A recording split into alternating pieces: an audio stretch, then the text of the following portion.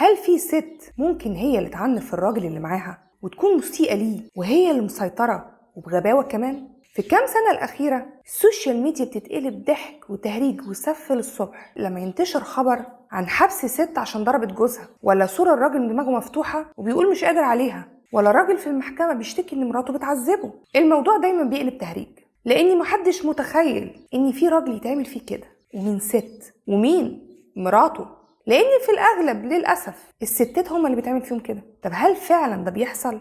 ان في ست ممكن تسيطر على راجل وتبهدله وتعنفه وتسيطر على حياته وتطلع تربتيته؟ طب ده لو فعلا بيحصل ليه الراجل يسكت على الوضع ده؟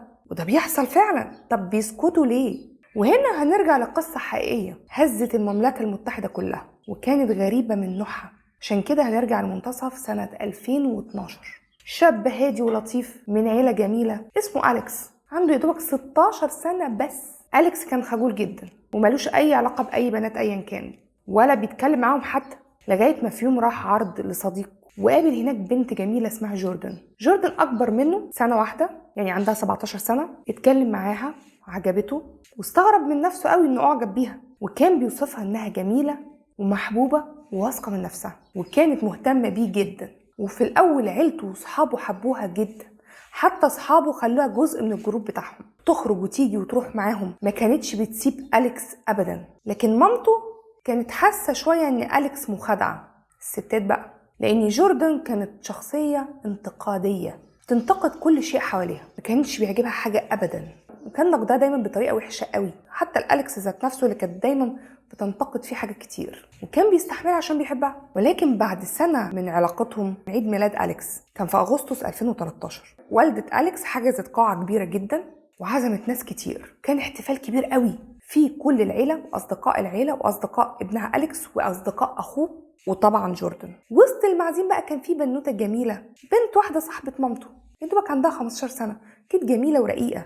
جوردن بقى كانت حطها في دماغها ومتضايقة قوي من وجودها وغيرانة منها موت، وقالت لأليكس طالما البنت دي موجودة أنا همشي. طبعا أليكس حاول يهديها وما خلاهاش تمشي، ولكن فجأة في نص الحفلة جوردن صرخت في البنت وشتمتها. الموسيقى وقفت، الناس انتبهت وخدوا بالهم انها ماسكه في البنت وبتضايقها، وهددت أليكس انها هتمشي، وأليكس مش عايزه تمشي. صحابه كانوا زهقوا واتخانقوا منها بقى، قالوا له سيبها تمشي، هي مش كويسه ومش مناسبه ليك. لكن هو كان واضح جدا، قال لهم انا بحبها وعاوزها في حياتي وما اقدرش استغنى عنها وعايزه اكون معاها. المهم بعد العيد ميلاد ده، على الرغم من اللي قاله، هي فضلت تتخانق معاه اسابيع، بتتخانق معاه عشان وجود البنت دي في الحفله، وهو يا دوبك كان عنده 17 سنه وجوردن عندها 18، وبتخانقوا على بنت عندها 15 سنه. المهم لغايه ما وصلت انها خدت منه التليفون، خدت التليفون من أليكس وكسرت له الخط بتاعه. هنا أليكس قال خلاص كفايه، وان فعلا شكل كده كلهم على حق وكل اصحابي على حق وعيلتي على حق، انا هقطع علاقتي بجوردن،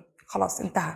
وده اللي حصل فعلا وسابها. كل عيلته واصدقائه كانوا مبسوطين جدا، لدرجه ان هم عملوا احتفال واحتفلوا بده. كانوا حاسين ان هو رجع لحياته وحياتهم تاني وانه اتخلص من مصيبه كبيره، لان هم ما كانوش بيحبوها ابدا وشايفين انها مش مناسبه ليه وبنت مش طبيعيه. ولكن يا فرحه ما تمت، فجاه رجعت لهم اوت اوف نوير وقالت لهم انا حامل. مامة أليكس ما كانتش مصدقه وحست ان دي خدعه جديده بتعملها جوردن عشان ترجع لحياه ابنها. فقالت لها تعملي اختبار دلوقتي حالا قدامنا عشان نتاكد ان انت حامل. وبالفعل عملت الاختبار وللاسف طلعت حامل. ولكن كان أليكس خلاص مقرر انه مش هيرجع لها، ولكن هيتحمل النتيجه معاها، بس مش هيرجع في علاقه ما بينه وما بينها. ولكنها خدت بعضها ومشيت واختفت. كانت فاكره كانها بتعاقبه، لكن هو كان ارتاح منها، لكنه ما يعرفش هي عملت ايه في حياتها. وزي ما اختفت فجاه، رجعت فجاه بعد سنه، بعتت رساله لمامة أليكس وقالت لها تحبي تشوفي حفيدك؟ عرفت تمسكها منين، وده كان مدخلها لحياه أليكس تاني. طبعا والده أليكس وافقت انها تشوف حفيدها، ولد اسمه تي جي، ورحبت بيه وبيها، على الرغم ان أليكس ما كانش عايز يتواصل معاها نهائي. ولكن والدته قالت له انا حاسه ان الامومه غيرت جوردن وانها دلوقتي افضل وبقت لطيفه، وكل عيله أليكس حبوا الطفل وهي عرفت تستغل ده. في الاول أليكس كان بيقابل ابنه تي جي بعيدا عن جوردن، هو والطفل بس في بيت عيلته بدون جوردن، ده في الاول. لكن ما خدش غلوه في ايد جوردن، واحده واحده ابتدت تحاول تقنع كل اللي حواليها انها بقى احسن وبقت افضل. وواحده واحده أليكس وافق ان هو يقابل تي جي ابنه في وجود جوردن، ورجعت المايه لمجاريها. عيلته عشان عيله كويسه اتبسطوا كويس ان تي جي الابن ووجود وسط ابوه وامه وهم يساعدوا في ان هو يراعوا الطفل، لان جوردن واليكس صغيرين برضو، لدرجه انه خلوا جوردن تقعد معاهم في البيت هي وتيجي ويخلوا بالهم منها ومن تيجي. وبالتالي أليكس وجوردن رجعوا لبعض خلاص. وفي 2015 أعلنوا ده بشكل رسمي في ليلة رأس السنة. ورجعت جوردن تسيطر تاني على أليكس، ورجعت كل تصرفاتها زي زمان، أصلا محدش بيتغير. اللي بيرسم وش مش وشه يا دوبك بيعرف يمشيه شوية، لكن مش عارف يمشيه طول الوقت. رجعت زي ما كانت، لدرجة إنها لما شافت البنت اللي عملت فيها كده في حفلة عيد ميلاد أليكس، شافتها في الشارع وقفت وشتمتها وبهدلتها. وطبعا الشكوى وصلت لعيلة أهل أليكس. لا وكمان أليكس ما قبلتش إن حد ينتقد تصرفها ده مع البنت، فراحت واخدة بعضها وواخدة تيجي الابن وقالت لهم أنا ماشية وسايبة لكم الدنيا. قالت لأليكس إنك عليك دلوقتي إنك تختار، هتفضل مع أسرتك ولا هتمشي معايا. أليكس ساعتها كان عنده 19 سنة وهي كان عندها 20. خاف إنها تحرمه من ابنه تيجي اللي اتعلق بيه، فساب البيت ومشي معاها. عيلته اتحطمت وما عرفوش يشوفوه لمدة 2 سنين، ولما شافوه بعد كده كانش زي الأول. طب ايه اللي حصل في السنتين دول؟ لما أليكس وجوردن خدوا ابنهم ومشوا، راحوا يقعدوا عند بيت أهل جوردن، وبكده جوردن استفردت بأليكس بعيد عن عيلته، عملت فيه كل اللي تتخيلوه.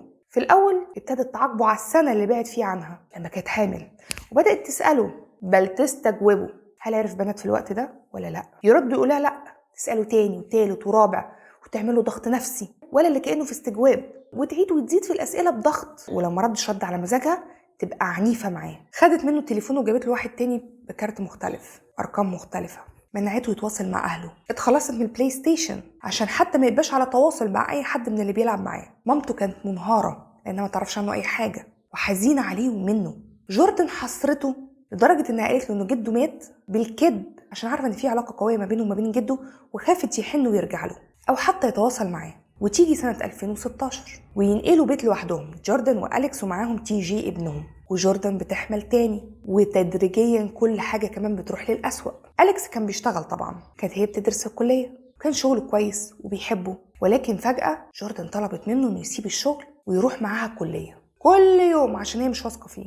مش واثقة في أي حاجة، لا أحسن تروح لمامتك، أحسن تكلم جدك، أحسن تكلم حد من صحابك. وبالفعل سيبته الشغل وخليته يروح معاها كل يوم الكلية، دايما واخدة منه محفظته، مش بتمسكه فلوس، خليته يقفل صفحته على الفيسبوك ويعمل واحدة تاني باسم مختلف شوية عشان ما يتواصلش مع أي حد من أهله أو أصحابه اللي كانوا أصلا بيدوروا عليه طول الوقت بيحاولوا يوصلوا له. كان نفسهم يطمنوا عليه، ولكن جوردن نجحت إنها تخفي أليكس بشكل كويس وتبعده عن أي حد يعرفه. وحتى لما بعض من أصحابه وصلوا الأكاونت الجديد وبعتوا له رسائل، كانت هي اللي بترد على إنها أليكس، وترد ردود قاسية ووحشة وعنيفة زي إن إحنا عمرنا ما كنا أصحاب وشتايم وخلافه. فكانوا بيعرفوا إن حتى الأكاونت الجديد ده جوردن مراقباه وهي اللي بترد عليهم. لما حد بعت رسالة قال لها أنا عارف إن أنتي جوردن اللي بتردي مش أليكس، راحت بلكته. حتى جده اللي بيحبه بعت له رسالة يعيد عليه في عيد ميلاده، قالت له ما تبعتش رسائل هنا تاني. وكانت بتبلك أي حد من عيلة أليكس أو صحابه. ولكن أصحابه كانوا عرفوا معلومة مهمة جدا بسبب الأكاونت ده، عرفوا المدينة اللي ساكن فيها أليكس. ما عرفوش مكان السكن لكن عرفوا المدينة. فخالته بلغت بعض أصدقائها اللي عايشين في نفس المدينة إنهم يدوروا عليه، ونزلت معاهم مرة هي وابنها وركبت العربية ولفت في المدينة لغاية ما لقت بيت محطوط على شبابيكه من بره فيل، وهي عارفة إن جوردن بتحب الأفيال فقالت يبقى هو ده البيت. فراحت وخبطت عليه ولكن محدش رد والأنوار اتطفت. بعدها بشوية شافت من ورا الشباك أليكس جاي من بره المطبخ ودخل على المطبخ جاب حاجة من التلاجة وخرج تاني. ففهمت إن أليكس مش عايز يشوفهم، وقالت من واضح إن هو بيكرهنا وإن جوردن نجحت في ده وإنه مش عايز مننا حاجة وإنه مش عايزنا في حياته. خلاص إحنا هنسيبه براحته لغاية ما هو يسأل علينا ويكون مستعد للتواصل معنا. ومن هنا بدأت الأمور تزداد سوء. تصرفات جوردن مع أليكس بقت جنونية بشكل مش طبيعي، لدرجة إن هما يوم مثلا راحوا الملاهي وهي فضلت طول الوقت تجننه، انت بتبص على البنت دي، انت بتبص على دي، وهو يا حرام لا بيبص هنا ولا هنا، لكنها كانت على طول محاصراه. البنات دول عاجبينك؟ هل البنت دي عاجباك؟ وتساله مرارا وتكرارا بجنون، لدرجه في الاخر قررت تعاقبه على حاجه ما عملهاش وتخليه ياخد بالعافيه حبوب منومه وبعدد كبير، لدرجه انه في اليوم ده هو مش فاكر ايه اللي حصل بعد ما خدهم بشويه. مره تاني كانوا في العربيه اتعصبت ضربته بفرشه شعر لدرجه انها اتكسرت على بقه، سنته اتلخلخت واضطر يشيلها بنفسه لان كانت منعاه يروح للدكتور عشان ما يصرفش فلوس. كانت تخليه ينعس تقوم ضرباه بحاجه على دماغه وهو نايم عشان يصحى، ممكن لدرجه انه ينزف. ومع سكوته الموضوع اتكرر وللأسوأ، وبدأت تستخدم سكاكين وتعوروا بيها بقت تمنع عنه الاكل، تمنعه من النوم على السرير مكانه على الارض، وتيجي شويه تاني تبقى كويسه معاه تاخده ويروحوا حفله ويتبسطوا ويسهروا ويرجعوا كويسين ويروحوا يناموا وهو مفيش اي حاجه وحشه. يصحى الصبح يبتدلق ميه مغليه على ظهره، والمره دي مثلا كانت الحرق كبير جدا وخليته قدام الناس يألف قصص ان هما كانوا في فندق وميه سخنه اتفتحت على ظهره عشان عيلتها لو شافت الحرق. وصلت كمان انها تجيب نسخه رديئه من جهاز كشف الكذب وكانت تحطه في ايده وتساله، ولو جايب غلط تعاقبه بميه مغليه تاني. لغايه ما في ليله في فبراير 2017 أليكس اتصل بجده وقال له الحقني. عيلته ما كدبتش خبر، كلهم راحوا، واول ما خبطوا على الباب برضو الانوار اتطفت، فخالته قالت له من بره الباب لو ما فتحتش هنتصل بالبوليس. فجي صوت أليكس بيقول لهم من جوه امشوا انا مش عاوزكم، ولكنهم المره دي قالوا له لا احنا مش هنمشي، افتح، انت اتصلت وطلبت المساعده واحنا مش هنمشي الا لما نساعدك ونشوفك. لما ما لقوش جواب منه اتصلوا بالشرطه، والشرطه جت وطلبت منهم هم يستنوا بره والشرطه هتدخل. دخلوا الضباط وخرجوا بعد شويه وقالوا لهم احنا بنتكلم معاهم دلوقتي وفاصلينهم هما الاثنين أليكس وجوردن، ولكن مش عارفين ليه أليكس بيعرج شويه، بس الاثنين أليكس او جوردن بيقولوا ان الدنيا تمام ومفيش اي حاجه خالص وان مفيش مشكله. فهنا اهله اضطروا يمشوا والشرطه تمشي لان الاثنين أليكس وجوردن قالوا ان ما عندهمش اي مشكله. ويعدي 3 شهور على الواقعه دي. في ال3 شهور دي كانت هي خلفت ايريس بنتهم، وأليكس كان فاكر ان ده هيلهي جوردن شويه عنه، لكن للاسف بيقول كانوا هما 3 ايام بس ورجعت زي ما هي بنفس طريقتها معاه. لغايه ما جه بلاغ للشرطه من جيران أليكس وجوردن بيقولوا ان في خناقه في بيت أليكس وجوردن وفي احتمال يكون فيها عنف، وانهم سامعين حد بيقول كفايه سيبيني ما تأذينيش. فالشرطه لما وصلت جوردن فتحت الباب واتصرفت عادي جدا ولا كأن حاجه حصلت. ولما سالوها في مشكله قالت لهم اصل أليكس اذى نفسه. فخدوا أليكس طبعا المستشفى، كانت حالته وحشه جدا ومتعور جامد جدا في دراعه ولحمه باين. ولكن المصيبه انه من بعد ما عملوا اللازم معاه سالوه هل جوردن عملت كده؟ قال لهم لا. انت اللي عملت في نفسك كده؟ هل انت حاسس بالامان ان انت تروح البيت؟ وما قالش اي حاجه عن اللي بتعمله جوردن معاه، بالعكس اكد لهم ان هو اللي عمل كده في نفسه، كان خايف ومرعوب منها لو عرفت انه قال حاجه غير كده. لكن مفيش ايام ويجي بلاغ تاني للشرطه ونفس الضباط بيروحوا وأليكس يفتح لهم ويدخلهم ويسالوا أليكس وأليكس ينكر ويقول لهم مفيش حاجه غلط وانهم بس كانوا بيتجادلوا. ولكن الشرطه المره دي ضغطوا عليه لانهم كانوا شايفين شكل جسمه وشكله كله على بعضه ووشه كم الاصابات اللي فيه. فواحد من الضباط دول خدوا العربيه معاه بره وقال له احنا مش هنمشي لما نعرف الحقيقه، انت محتاج مساعده وجوردن محتاجه مساعده واولادكم محتاجين مساعده، قول الحقيقه يا أليكس. ولكنه برضو كان مصر على كلامه وان مفيش حاجه وده كان مجرد جدال واللي حصل مره فاتت انا اللي عملته في نفسي ومفيش اي حاجه خالص وان الاصابات اللي فيها دي مش منها. راح الضابط قفل الكاميرا دي اللي بتسجل اي حاجه بتحصل عشان بيستخدموها بعد كده في مركز الشرطه، قفلها وقال له بص مفيش غير انا وانت في العربيه دي، انت لازم تقول الحقيقه، انا مش همشي من هنا الا لما اسمع الحقيقه، هي اللي عملت فيك كده؟ فأليكس قال له بس ما تقولش ان انا اللي قلت كده، قول ان الجيران هم اللي شهدوا بكده من خوفه منها. طبعا في التو وفي اللحظه تم القبض على جوردن بتهمه العنف الاسري. كانت فاكره انها ساعه وراجعه، لكن مش ده اللي حصل طبعا.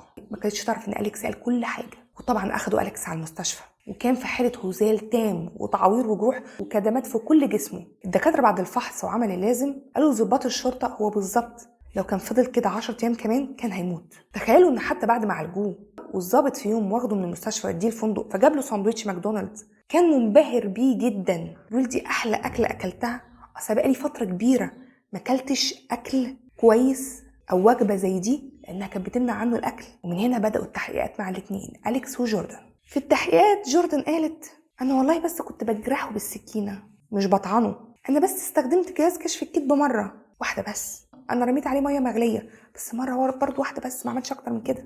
بمنتهى البساطه وكانها حوادث فرديه مش تعذيب ممنهج. وفي طبعا صور لشكل الجسم وتعوير وجروح وحروق أليكس بس انا مش هحطها لكم لاني صعب ان انتوا تشوفوها، مش هقدر اعرضها من بشاعتها، في الصور العاديه اللي مش مبينه الجروح قوي. بعد كده رجع أليكس على بيت اهله واعتذر لاهله، واهله اتصدموا لما شافوه وشافوا شكله كانه جثه ماشيه على الارض، رجله ما كانتش شايلاه. ولكن خلال 5 ايام كانوا كمان الاطفال رجعوا له وبقوا معاه، تي جي وآيريس بقوا في حضانته ومعاه ومع اهله. رجع لعيلته واصحابه، حياته الاولى الهاديه اللي فيها كل الناس اللي كانوا بيحبوه.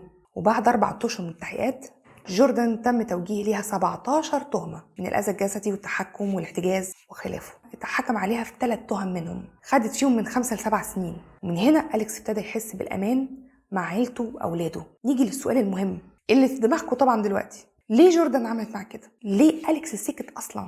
ما خرجش من العلاقه دي اول ما حصل كده ليه؟ السؤال ده اتسأل لجوردن والأليكس ولاصحابه في الحوارات الصحفيه اللي اتعملت معاهم ولعيلته كمان، لان الموضوع كان مسمع قوي في المجتمع هناك. وعجبني قوي رد واحد من اصحابه لما اتسال عن الموضوع، قال لهم اعتقد ان اللي كان في دماغ جوردن انها كل ما تعمل حاجه سيئه في اليكس وهو يسكت ويفضل معاها فده معناه انه بيحبها، فكانت كل مدى بتدوس اكتر عشان تتاكد من حبه وعشان عارفه انه مش هيمشي. وصديق تاني لاليكس لما اتسال طب ليه اليكس سكت، قال برضه جمله مهمه جدا، ان الاساءه ما بتجيش كده من الاول مسكت سكينه وعورته، لا، هي في الاول منعته من صحابه شويه واتحكمت في طريقه لبسه، قصت شعره، الوان محدده يلبسها والوان لا، تكسر شريحه موبايله، تمنعه عن ده او ده، لغايه ما تدريجيا يحصل الاسوأ. الموضوع تدريجي، من تحكم لضربه سكينه، كله بالتدريج، ومفيش فرق ما بين راجل وست في موضوع زي ده في الاساءه عموما. حتى رجال الشرطه كانوا بيلوموا نفسهم انهم ما انقذوش اليكس من اول مره راحوا لما اهله اتصلوا بالشرطه، لانهم ما كانوش متخيلين ان الست هي اللي هتعمل كده في راجل، لان المعتاد في بلاغات العنف الاسري ان الراجل بيكون هو المتهم. حتى لما سالوا اليكس انت ما قاومتش ليه، قال لهم عشان الامور ما تكبرش، لانه اخد على كده.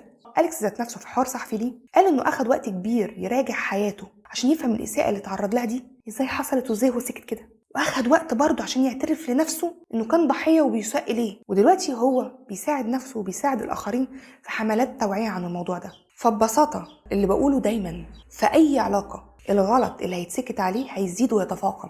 الإساءة مرفوضة من راجل أو من ست، مش بتحترمك قدام الناس وانتوا لسه على البر، بكرة تشتمك قدامهم، بيمد إيده عليكي وانتوا لسه على البر، بكرة يضربك في البيت وفي الشارع. أي غلط بتستحمليه أو بتستحمله على سبيل إن الحياة تمشي وإن اللي قدامي بيحبني هيخليه يزيد فيها، والغلط هيبقوا 2 و3 و10 لغاية ما تدمر أو تدمري حياتك. جوردن ما رمتش على أليكس مية سخنة وهما في بداية العلاقة، لا، غيرت لبسه، خدت منه الموبايل، شتمت صحابه، بعدته عن عيلته. طب مرة تعوره ويسكت، يبقى مفيش مشاكل لو تضربه بفرشة، ايه ده سكت، تدوس اكتر، تعوره بسكينة، طب مية مغلية، وهكذا.